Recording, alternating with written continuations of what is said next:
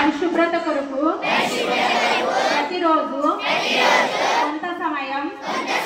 కేటాయిస్తానని నా వంతు కృషిగా స్వచ్ఛతా కార్యక్రమాల కొరకు సాధించే సంకల్పానికి కట్టుబడి ఉంటానని ఈరోజు పరిశుభ్రత గురించి నేను వేసిన ఈ ముందడుగు ఆంధ్రప్రదేశ్ రాష్ట్రాన్ని శుభ్రపరచడంలో సహాయం చేస్తుందని నమ్ముతూ ఈ రోజు నుండి నా తోటి వారికి కూడా స్వచ్ఛత ప్లాస్టిక్ నిర్మూలనపై